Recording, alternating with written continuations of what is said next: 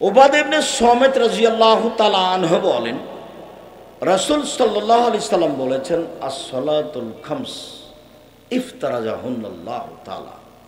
5 ওয়াক্ত সালাতকে আল্লাহ ফরজ করেছেন। 5 ওয়াক্ত সালাত ফরজ। ফামান আহসানা উজুহুন্না, কেউ যদি সুন্দর করে ওযু করে, অসাল্লা লিওয়াক্তিহিন্না, নির্ধারিত সময়ে সালাত আদায় করে, ও আতাম্মা রুকুহুন্না ও খুশুহুন্না, রুকু সিজদা ঠিক মতো করে, বিনয়ের সাথে আদায় করে, তো কানা লাহু আলাল্লাহি আহাদুন, তখন আল্লাহর সাথে তার একটা চুক্তি হয়ে যায়, যা একবার আল্লাহ তাকে মাফ করে দিবেন। আবার কথাটা বুঝেন, আল্লাহর সাথে চুক্তি কিন্তু মুখামুখি হয় না। আমরা জানি যে মসজিদ কার ঘর? আল্লাহর ঘর। তো মসজিদে বসলে অনুমতি নিতে হবে আল্লাহর কাছে। তা আল্লাহকে গিয়ে কি বলবেন, আসসালামু আলাইকুম, আমি আপনার ঘরে বসতে চাচ্ছি, বসবো কি? এভাবে কি বলবেন? কি করবেন?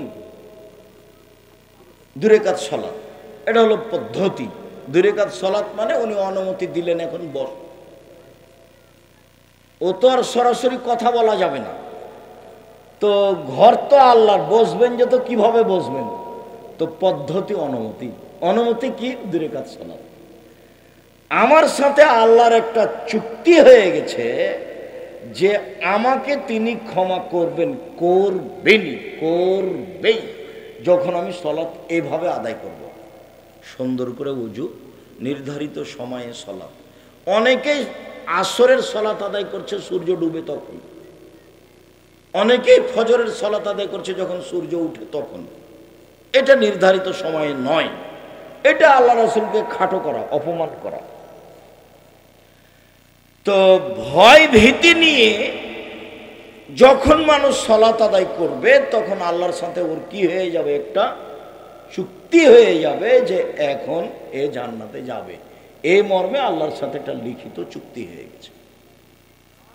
ওয়াইল্লাম ইয়াফআল, যদি এইভাবে সালাত আদায় না করে, ফালাইসাল্লাহু আহাদুন আলাল্লাহি, তখন আল্লাহর সাথে আর চুক্তি হয়নি। ইনসা আদাবাহু অনসা গাফার আল্লাহু, আল্লাহ চাইলে শাস্তি দিবেন, চাইলে ক্ষমা করবেন। চুক্তি হয়নি, এখন চাইলে শাস্তি দিবেন, চাইলে ক্ষমা করবেন। রাসূলের পদ্ধতিতেই সালাত আদায় করতে হবে এবং পারিবারিক বিষয়ে খুব শক্ত হতে হবে। 3 শ্রেণীর মানুষ জান্নাতে যাবে না। তার 1 শ্রেণীর মানুষ নিয়মিত নেশাদার দ্রব্য খায়, পান করে। যে 1 শ্রেণীর মানুষ পুরুষের বেশধারী নারী।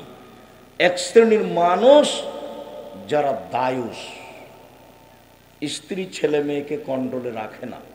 বাপ মানে জন্ম দিলেই বাপ হওয়া যায় না, মা মানে বাচ্চাকে প্রসব করালেই মা হওয়া যায় না। মার জন্য কিছু নিয়ম নীতি আছে। জাবের বলছেন যে আমরা যুদ্ধ করে আসছিলাম, মদিনায় ঢুকবো, তখন আল্লাহ রাসূল বলেন, এই থামো, সবাই এখানে অপেক্ষা করো, আমরা সকালে মদিনায় ঢুকবো, এখন এখানেই থাকি। তো জাবের রাদিয়াল্লাহু তাআলা বললেন, আল্লাহর নবী, আমি তো নতুন বিবাহ করেছি, আমাকে একটু বাড়ি যেতে অনুমতি দেন। তখন আল্লাহ রাসূল বলছিল, আচ্ছা তুমি নতুন বিবাহ করেছো, তো কুমারী মেয়ে বিবাহ করেছো না তালাক প্রাপ্তা মেয়ে বিবাহ করেছো? আল্লাহ রাসূল এই দিকে চলে গেলেন। তো জাবের বললেন, আমি তালাক প্রাপ্তা বেশি বয়সের মেয়ে বিবাহ করেছি। তো আল্লাহ রাসূল বললেন, কেন তুমি কুমারী মেয়ে বিবাহ করলে না? হাল্লা বিক্রম তোলায় বোকা, কুমারী মেয়ে তুমি বিবাহ করতে, তুমি তার সাথে খেলতে, ও তোমার সাথে খেলতো। কুমারী মেয়ে তুমি কেন বিবাহ করলে না? তুমি তার সাথে খেলতে, ও তোমার সাথে খেলতো। তখন জাবের রাদিয়াল্লাহু তাআলা আনহু বলেন যে, আল্লাহর নবী শোনেন, আমার আব্বা উহুদের যুদ্ধে শহীদ হয়েছেন 9 জন মেয়ে রেখে। আমার আব্বা উহুদের যুদ্ধে শহীদ হয়েছেন 9 জন মেয়ে রেখে। আক্রাহু আন আতাজাওয়াজা বিসলাহুন্না ওয়া ফিরিয়াতিন খারকা, আমার বোনদের মতো কম বয়সের, কম বুদ্ধির মেয়েকে বিবাহ করা পছন্দ করিনি 4টা কারণে। আমার বোনদের সমবয়সের কম বয়সের কম বুদ্ধির মেয়েকে বিবাহ করা পছন্দ করিনি 4টা কারণে। এক, লেতুয়াল্লেমা হন না, আমার স্ত্রী যেন আমার বোনদেরকে বিদ্যা শিখাতে পারে। মায়ের কাজ কি? বাচ্চাদেরকে বিদ্যা শিখান। 2, বলে তোয়ার দেবা হন না, আমার স্ত্রী যেন আমার বোনদেরকে শিষ্টাচার শিখাতে পারে। শিষ্টাচার, শিষ্টাচার কি জিনিস? শিষ্টাচার হলো ঘোড়ার ডিম। শিষ্টাচার মানুষ কি বুঝবে? শিষ্টাচার, শিষ্টাচার জীবনে কোনোদিন পাতা পড়ে না। শিষ্টাচার কি? একটু উপরে ফিরে আসছে। 3, বলে তোরা জেলা হন না, আমার স্ত্রী যেন আমার বোনদের মাথার চুল চিরুনি করে সাজগোজ করে সুন্দর করে পরিপাটি করে রাখতে পারে। এই জন্য বেশি বয়সের মেয়ে বিবাহ করেছি। 4, বলে তাকুমা আলাইহিন না, আমার স্ত্রী যেন আমার বোনদেরকে পাহারা দিতে পারে। পাহারা। তো আপনার মেয়ে এখানে আছে, আপনার স্ত্রীও আজকে এখানে আছে। আপনার মেয়ের নখটা বড় আছে, নখে নেইল পালিশ আছে। তো ইহুদি খ্রিস্টানদের পতিতালয়ের মেয়েদের বৈশিষ্ট্য হচ্ছে নখে নেইল পালিশ দেওয়া। ইহুদি খ্রিস্টানদের পতিতালয়ের মেয়েদের বৈশিষ্ট্য হচ্ছে নখে নেইল পালিশ দেওয়া। তো এবার বলেন, আপনার স্ত্রী কি আপনার মেয়েকে শিষ্টাচার শিখিয়েছে? আপনি কি শিখিয়েছেন? আমি জানি এটাই আপনার মেয়ের মা, এটা আপনার স্ত্রীর কথা জানি, কিন্তু আমি জানার পরে বলেছি আপনার মেয়েকে যে আপনার মেয়ে যেন আপনার স্ত্রীকে খালা বলে ডাকে, সৎমা বলে ডাকে। ও তো পরিবারের সাথে খারাপ আচরণ করেছে। ওর মেয়ের নখ বড় থাকবে কেন? কেন নেল পালিশ দেওয়া থাকবে? ও মা নয়, ও সৎমা, ও খালা। মা তো মাই। শিষ্টাচার কি জিনিস? শিষ্টাচার কি জিনিস? মেয়ের সামনের চুল ছোট আছে তখনও সে মা শিষ্টাচার শিখিয়েছে। স্কিন পায়জামা পরে আছে তখনও শিষ্টাচার। এটা এমন পায়জামা পরে আছে আর একটা মানুষ ঢুকবে সে পায়জামার ভিতরে, তখনও সেটা শিষ্টাচার। নখ বড় আছে তখনও সেটা শিষ্টাচার। কপালের টিপ আছে তখনও সেটা শিষ্টাচার। আপনার স্ত্রী ডান হাতে বাচ্চার জামাটা না পরে বাম হাত আগে ঢুকিয়েছে, তখনও শিষ্টাচার। ডান পায়ের জুতাটা আগে না পরে বাম পায়েরটা পরিয়েছে, তখনও শিষ্টাচার। আপনার স্ত্রী আপনার বাচ্চাকে দুধ খাওয়ায়, একদিনও বিসমিল্লাহ বলে না। ও তো গরু ছাগলের মতো, কুকুর চিড়িকালের মতো, পশু প্রাণীর মতো, একদিনে বলে না বিসমিল্লাহ। আল্লাহ নবী বলছেন যদি বিসমিল্লাহ না বলে তো ওই দুধ শয়তান খাবে, নিশ্চিত খাবে, অবধারিত খাবে। আল্লাহ নবী বলেছেন খাবে, অতএব খাবেই খাবে। শিষ্টাচার কাকে বলে? শিষ্টাচার কি জিনিস? আপনার স্ত্রী আপনার বাচ্চাকে এমনি সরিয়ে দেয়, অথচ ডান কাতে শুধু বলতে হবে। শিষ্টাচার কি জিনিস? পেশাব পায়খানা ঢোকার সময় বলে দিতাম আম্মু দোয়া পড়ে ঢোকো। শিষ্টাচার কি জিনিস? আব্বু মসজিদে ঢুকলে ডান পা আগে দিও। শিষ্টাচার কি জিনিস? মানুষ সামনে পড়লে সালাম দিও। শিষ্টাচার কি জিনিস? বাসা থেকে বের হলে সালাম দিয়ে বের হবে। শিষ্টাচার কি জিনিস? বাড়িতে ঢুকলে সালাম দিয়ে ঢুকবে। শিষ্টাচার কি জিনিস? শিষ্টাচার কাকে বলে? আপনার পুরো জীবনটা মানুষের মতো না। আপনি কষ্ট নিয়েন না, আপনাকে আমি কষ্ট দিতে আসিনি। এটা তো গায়বান্ধা। আব্দুর রাজাক সাহেব, গায়বান্ধা মানে কি বলতে চান? গায়বান্ধা মানে বলতে চাই যে এরা যৌতুক নেই। গায়বান্ধা মানে বলতে চাই যে এরা বোনকে জমি দেয় না। অন্য জেলা তো আছে, তবে এই জেলায় বেশি দেই নেই।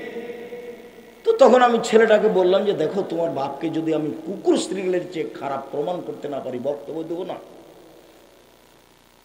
তোমার দাদা 10 বছর হলো মরা, 15 শতক জমি রেখে গেছে। তোমার ফুফু নিবে 5 শতক আর তোমার দাদা নিবে 10 শতক। তোমার বাপ নিবে সকালে আর তোমার ফুফু নিবে বিকালে। এটাই প্রমাণ করো দেখি। তোমার ফুফু জমি চাইলে তোমার বাপ খেপে উঠে, যা যা চলে যা, এসছিস কেনে, এখন যা, তুই এখন যা। কথা বলে কেন? তোমার ফুফু তো এসছে তোমার বাপের বাড়িতে, তোমার বাপ তার ভাই, এই জন্য জমির সাথে কোনো সম্পর্ক নাই। জমি তো তোমার বাপকে, ওর বাপকে দিতে হবে। ও তো দিতে বাধ্য, ও তো আল্লাহ বলেছেন দিতে। আর খেতে দিতে হবে বোন, সেই জন্য ওই বোনের তালাক হয়ে গেলে ওই বোন আবার এই ভাইয়ের কাছে আসবে, ওর কাছে থাকবে, ওরই কাছে খাবে। এই জন্য ওর কাছে ডবল 10 শতক আছে। ওই বোনের স্বামী মারা গেলে ওই বোন কোথায় আবার ফিরে আসবে? বুঝা যায় না কথা নাকি? ভাইয়ের কাছেই ফিরে আসবে। আপনার আব্বা মারা গেলে আপনার যত বাপের বন্ধু বান্ধব ছিল সব কোথায় আসবে? আপনার কাছে আসবে। আপনি হচ্ছেন এই পিতার ছেলে, আত্মীয় স্বজন দেশবাসী সব আপনার কাছে আসবে। এই জন্য আপনার কাছে আছে 10 শতক জমি, আর আপনার বোনের কাছে আছে 5 শতক জমি।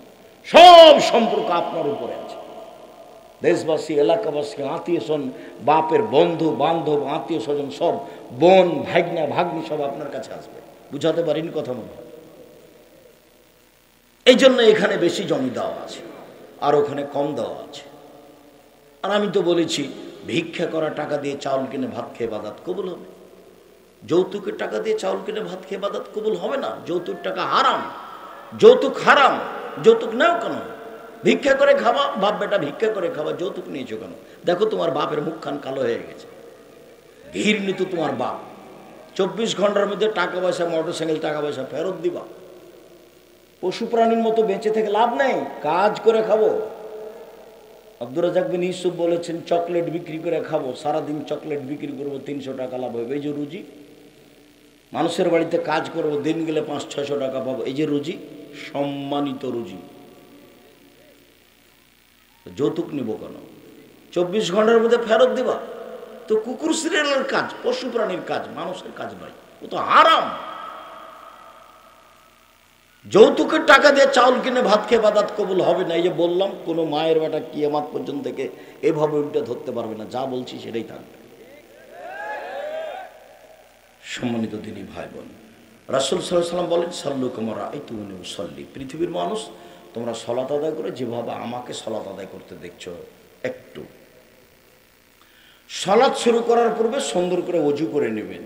সুন্দর ওযু মানে সব অঙ্গ 3 বার করে ধুইতে হবে।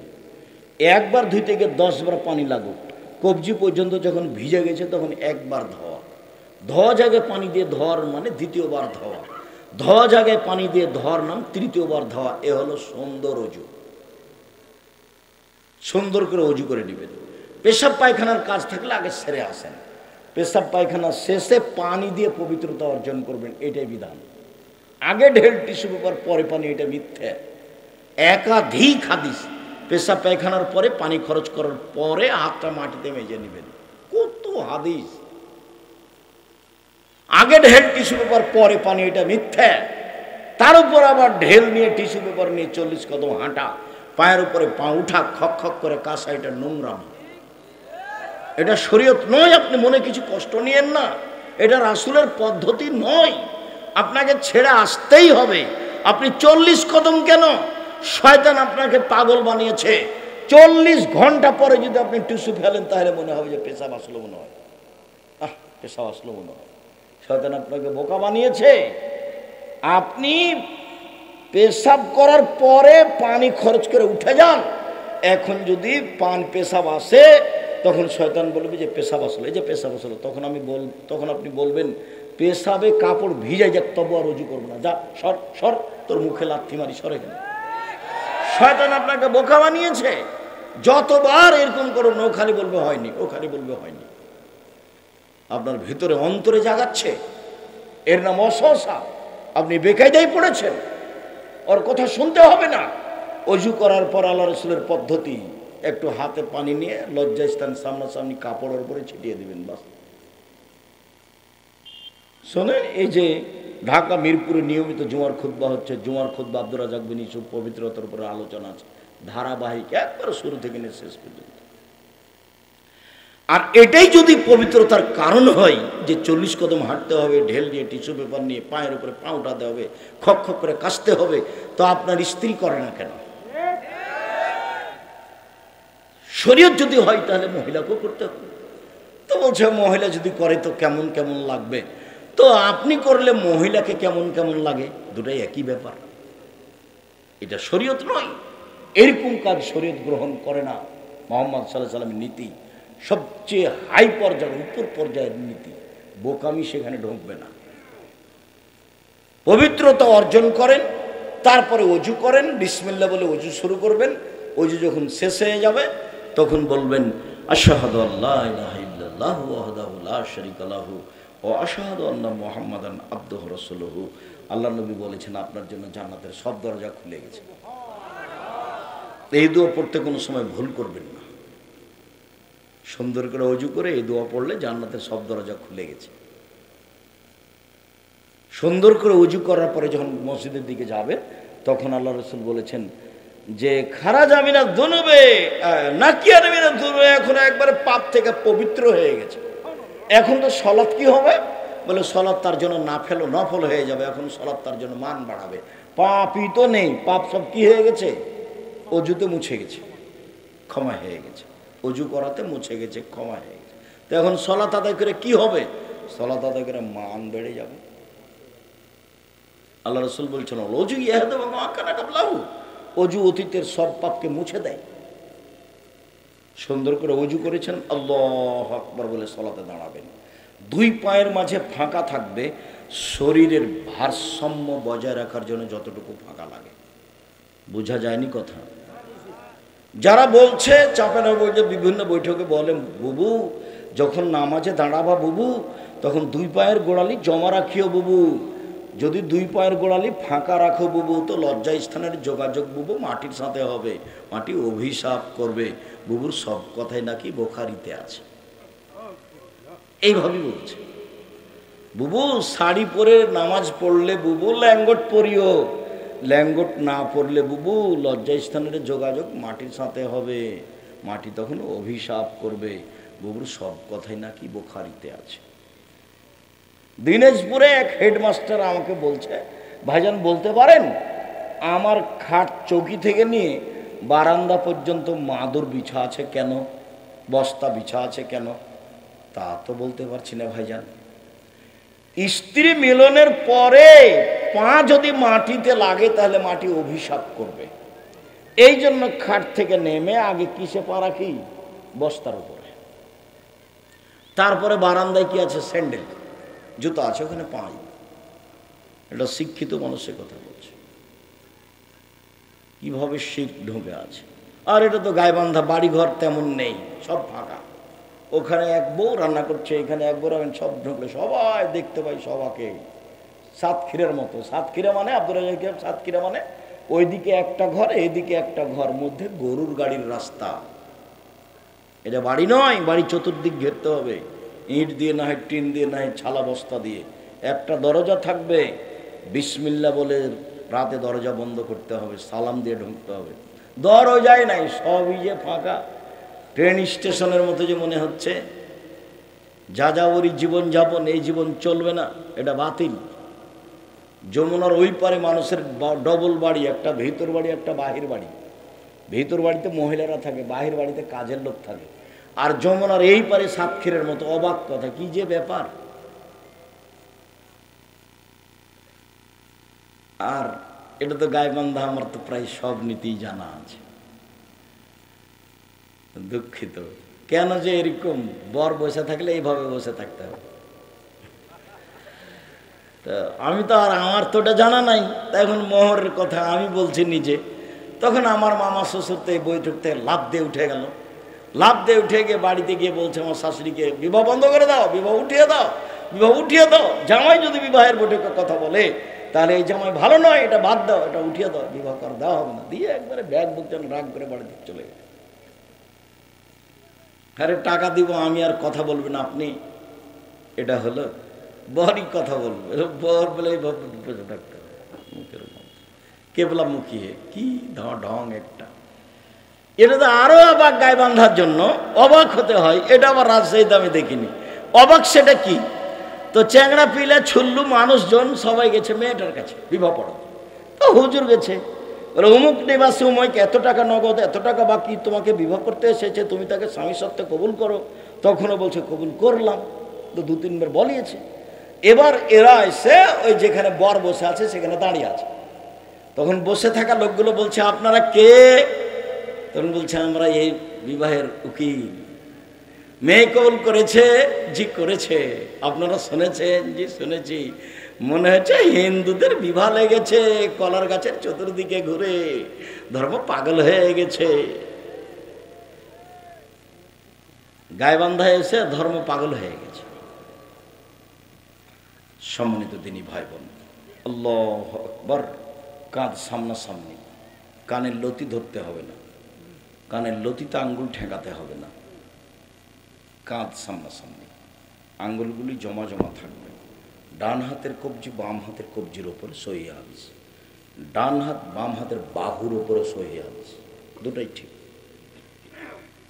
বুকের ওপরে রাখবেন 5টি সহি হাদিস, নাভির নিচে রাখবেন 3টি জয়ীফ হাদিস। আমল না করে এখানে আমল করেন, ভালো হবে। আপনাকে আমি কষ্ট দিতে আসিনি, আমারটা মানেন এই কথা আপনাকে আমি বলতেও আসিনি। জীবনে কোনোদিন আমি কাউকে তুচ্ছ করে কথা বলি না, কোনো দিন মাঝাবকে নিয়ে একটা পাতা পড়িনি।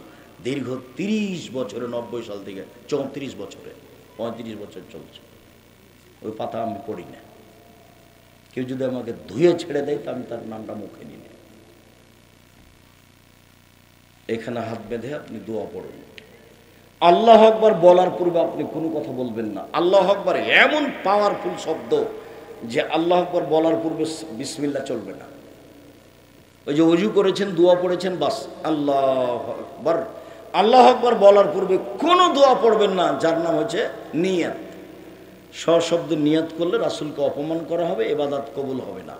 আল্লাহ আকবার বলে আপনি বলবেন আল্লাহুম্মা বা'id বাইনি ওয়া বাইনা খাতায়ায়া কামা বা'adta বাইনাল মাশরিক ওয়াল মাগরিব, আল্লাহুম্মা নাক্কিনি মিনাল খাতায়া কামা ইয়ানক্কা আস-সাওবুল আবিয়্যু মিনাদ দানাস, আল্লাহুম্মা আগসিল খাতায়ায়া বিল মাই ওয়াস সালজি ওয়াল বারাদ।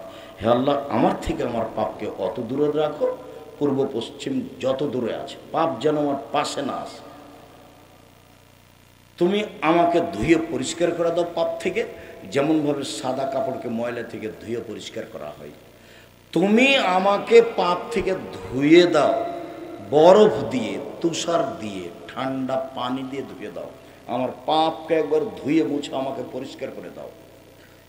আউযু বিল্লাহি মিনাশ শাইতানির রাজিম। বিতাড়িত শয়তান থেকে পরিত্রাণ চাচ্ছি। বিসমিল্লাহির রহমানির রহিম। পরম দাতা দয়ালু আল্লাহর নামে আরম্ভ করছি। আলহামদুলিল্লাহি রাব্বিল আলামিন। বিশ্বজগতের প্রতিপালকের প্রশংসা। আর রহমানির রাহিম, তিনি হচ্ছেন পরম দাতা দয়ালু। মালিক ইয়াউমিদ্দিন, তিনি হচ্ছেন বিচার দিনের মালিক। ইয়াকা না'বুদু, একমাত্র তোমার ইবাদত করি। ওয়া ইয়াকা নাস্তাইন, একমাত্র তোমার কাছে সাহায্য চাই। ইহদিনাস সিরাতাল মুস্তাকিম, তুমি আমাকে সোজা সঠিক পথ দেখাও। সিরাতাল্লাযিনা আন'আমতা আলাইহিম, ওদের পথ দেখাবে তুমি যাদের প্রতি দয়া করেছো। গায়রিল মাগযুবি আলাইহিম ওয়ালাদ-দাল্লিন, ওদের পথ দেখায়ও না যাদের প্রতি তুমি অসন্তুষ্ট হয়েছ। যারা ভ্রান্ত তাদের পথ তুমি দেখায়ও না। আমিন। দীর্ঘ সময় ধরে তোমার দরবারে যে দোয়া করলাম, প্রার্থনা করলাম, এটা তুমি কবুল করো। বিসমিল্লাহির রহমানির রহিম। পরম দাতা দয়ালু নবী আরম্ভ করলাম। কুল আল্লাহু আহাদ, হে নবী আপনি বলুন আল্লাহুস সামাদ, আল্লাহ একক, নিরপেক্ষ, মুখাপেক্ষীহীন। লাম ইয়ালিদ, তিনি কাউকে জন্ম দেননি। ওয়ালাম ইউলাদ, তিনি কারো থেকে জন্ম নেননি। ওয়ালাম ইয়াকুল লাহু কুফুওয়ান আহাদ, তার সমকক্ষ কেউ নেই। আল্লাহু আকবার। হাত ওই পর্যন্ত উঠাবেন খুলে নিয়ে, যেভাবে প্রথমবার উঠিয়েছে। তারপরে রুকুতে যাবেন। রুকুতে যাওয়ার পূর্বে দু একটা কথা, পিঠের হাতটা একবার লম্বা করে রাখবেন, মাথা উঁচু হবে না, নিচেও হবে না। হাত দুটি রডের মতো সোজা হয়ে থাকবে, আঙ্গুল খোলা খোলা থাকবে, হাঁটু চেপে ধরে থাকবেন। কোমর থেকে সামনের ওজন হাতের উপরে থাকবে, কোমর থেকে সামনের ওজন হাতের উপরে থাকবে। আঙ্গুল খোলা খোলা থাকবে, হাঁটু চেপে ধরে থাকবেন। বলবেন সুবহান রাব্বিল আযীম। উঁচু আল্লাহর পবিত্রতা বর্ণনা করছি যতবার পারেন। 3-এর বর্ণনা ঠিক নয়, 10-এর ঠিক নয়, 5-এর ঠিক নয়, যে যা পারে বলুন। সুবহান কুদ্দুসুন রব্বুল মালাইকাতুর রূহ। বলুন সুবহানাকা আল্লাহুম্মা রাব্বানা ওয়া বিহামদিকা আল্লাহুম্মা গফিরলি। হে আল্লাহ, তোমার প্রশংসা সহকারে তোমার পবিত্রতা বর্ণনা করছি, তুমি আমাকে ক্ষমা করো। বলুন সুবহানা জিল জাবরুতি ওয়াল মালাকুতি ওয়াল কিবরিয়া ওয়াল আযমা। যে সব দোয়া মুখস্থ আছে আপনি বলেন। এরপরে বলেন সামি আল্লাহু লিমান হামিদা রাব্বানা লাকাল হামদ হামদান কাসীরান তাইয়িবান মুবারাকান ফি। ওই পর্যন্ত হাত উঠিয়ে হাত ছেড়ে দেন। একবার সোজা হয়ে দাঁড়িয়ে থাকবেন, সব হাড়ের মাথাগুলি স্ব স্থানে যাবে। একবার সোজা হয়ে থাকতে হবে হাত ছেড়ে। যদি আবার বুকে হাত বাঁধেন তাহলে স্ব স্থানে থাকবে না। একবারে সোজা হাত ছেড়ে দিয়ে থাকতে হবে। আল্লাহ ওই লোকের প্রশংসা শুনলো, যে তার প্রশংসা করলো, খুব তার প্রশংসা, বরকতময় তার প্রশংসা। মিলাস সামাওয়াতে, আকাশ পরিমাণ প্রশংসা, মিলাল আর জমিন পরিমাণ প্রশংসা, মিলামা বাইনাহুমা, আকাশ জমিনের মধ্যে যে ফাঁকা আছে সেই পরিমাণ প্রশংসা, মিলামা শি'তা মিন শাইইন বা'দ, যত চাও তত প্রশংসা। আমি তো জানি না কত তোমার প্রশংসা, তুমি যত চাও তত তোমার প্রশংসা। দাঁড়িয়ে দাঁড়িয়ে বলেন। তারপরে সিজদাই, সিজদায় যাওয়ার পূর্বে আপনার সাথে জরুরি কথা, হাত যেন জড়া না থাকে, সব খুলে দিতে হবে। পায়জামা প্যান্ট যদি জড়াতে হয় টাকনোর নিচে রাখাই হারাম, যদি জড়াতেই হয় তাহলে কোমরে জড়াতে হবে, নিচে থেকে নয়, এটা নিচে। সব কিছু সিজদা করতে যাই। মহিলারা মাথার চুল বেনি গেঁথে রাখবে, না হলে খোপা খুলে রাখবে, খোপা অবস্থায় নয়, বেনি গেঁথে রাখবে, না হলে খোপা খুলে রাখবে। সিজদা করতে যাচ্ছে, চুল কাপড় চুপড় সব সিজদা করতে যাচ্ছে। তারপরে জরুরি যেটা সেটা হলো এই যে 7 হাড়ের উপরে সিজদা করতে বলা হয়েছে। নাক কপাল 1, 2 হাত 3, 2 হাঁটু 5, 2 পায়ের বৃদ্ধাঙ্গুল 7, এই 7টা লেগে থাকবে। সিজদার সময় যদি পা উঠে পা চুলকান তাহলে এটা আদেশের অমান্য করা হলো, আদেশকে অমান্য করে উঠাতে পাবেন না। পা হাত যদি গাও চুলকাতেই হয় তাহলে সিজদায় গিয়ে উঠে এসে চুলকাবেন। সিজদায় আছে তখন হাতটা দিয়ে গা হাত চুলকাবেন না। কেন? সিজদা কয় হাড়ের উপরে হবে? 7 হাড়ের উপরে, এটা আদেশ। এই সময় গা হাত চুলকানো হবে না। বলুন সুবহান রাব্বিল আলা যতবার ইচ্ছা, বলুন সুবহান কুদ্দুসুর রব্বুল মালাইকাতুর রূহ যতবার ইচ্ছা, বলুন সুবহানাকাল্লাহুম্মা রাব্বানা বিহামদিকা আল্লাহুম্মা ইগফিরলি, বলুন আল্লাহুম্মা ইগফিরলি জামবি কুল্লাহু দিক্কাহু জুল্লাহু ওয়ালাহু আখিরাহু নিয়াতু সিররা। আরও যত হাদিসের দোয়া মুখস্থ আছে বলতে থাকেন। সিজদাই বেশি বেশি দোয়া কবুল হয়। উঠে আসেন, আল্লাহুম্মা ইগফিরলি ওয়ারহামনি ওয়াহদিনি ওয়াফিনি ওয়ারজুকনি, হে আল্লাহ তুমি আমাকে হেদায়েত দান করো, আমার প্রতি দয়া করো, আমাকে ক্ষমা করো, আমাকে খেতে দাও। 2 সিজদার মাঝে আল্লাহর কাছে রুজি চাওয়া হয়। আবার সিজদায় যাবেন, দোয়া পড়বেন, উঠে আসেন, এ হলো 1 রেখাত। আবার এভাবে পড়বেন, এ হলো আরেক রেখাত। এবার আত্তাহিয়াতুর যদি বৈঠক হয় তাশাহুদের, তাহলে বাম পায়ের পাতার উপরে বসে থাকবেন, ডান পা খাড়ো করে রাখতে হবে, আর আঙ্গুল বাম হাতের এভাবে জমা জমা থাকবে, আর ডান হাতের এভাবে থাকবে। দেখাই। আর যদি সালামের বৈঠক হয় তাহলে বাম পাকে ডান দিকে বের করে দিবেন, নিতব্য পিছনটা মাটির উপরে রেখে দিবেন, ডান পা বাম দিকে বের করে দিবেন, ডান পা এভাবে খাড়া হয়ে থাকবে, মাথা আঙ্গুলের মাথা কেবলামুখী থাকবে। নিতম্বের উপরে বসে বলবেন আত্তাহিয়াত, তারপরে পড়বেন দরুদ, তারপরে পড়বেন দুয়াই মাসুরা, তারপরে যত দোয়া কোরআন হাদিসের আছে মুখস্থ আপনি বলতে পারেন। আমার পক্ষ থেকে যেটা পরামর্শ আছে সেটা অবশ্যই সালামের পূর্বে বলবেন রব্বির হামহুমা কামা রাব্বায়ানি সাগীরা, হে আমার প্রতিপালক তুমি আমার বাপ মাকে দেখো আমাকে বাল্য অবস্থায় যেভাবে দেখেছি। কিছুই না করতে পারলে অন্তত এটা বলেন, জমি জগা তো ভোগ করছেন, বাড়িঘর তো ভোগ করছেন, ভুলেও তো বাপ মার নাম নেন না। আপনি ভালো ছেলে হয়ে যদি না নেন তো আপনার ছেলেরা আপনার নাম নেবে, এটা আপনি মনে করছেন? মরলে দুনিয়া শেষ। বয়স একদিন ছিল 40, তারপর দেখলেন 60, তারপর দেখলেন নেই। আমার শ্বশুর যখন পিছনে পিছনে আসতেন লাঠি নিয়ে আর বারবার বলতেন টাকাটা দেখে রাখো, ব্যাগ বকচা দেখে রাখিও, ছেলেদের দেখে রাখিও। তা আমি মনে মনে বলতাম এত কি আর বলা লাগে, কিন্তু আমি কোনো সময় প্রকাশ করতাম না। কিন্তু আমি বলতাম এমন একদিন আসবে ইনি আর আমার পিছে পিছে আসবেন না, মরণ একদিন আসবো, বইয়ের ভূমিকা লেখা আছে, দেখেন মরণ একদিন আসবো, ওই বইয়ের ভূমিকায় লেখা আছে, তারপর একদিন নেই। এটাই জীবন, এ দিয়ে কিছু করতে চাইেন না। দাম্ভিকতা দেখিয়ে, ক্ষমতা দেখিয়ে মানুষের প্রতি জুলুম অত্যাচার করে একদিন বাঁচার চেষ্টা করিয়েন না। সবসময় নরম হয়ে বাঁচবেন, নরম। দাম্ভিকতা দেখিয়ে, ক্ষমতা দেখিয়ে মানুষকে অপমান করে, খাটো করে, জেল হাজতে দিয়ে একদিন বাঁচার চেষ্টা করিয়েন না। আপনাদের নেত্রীর বয়স মাত্র 45 মিনিট।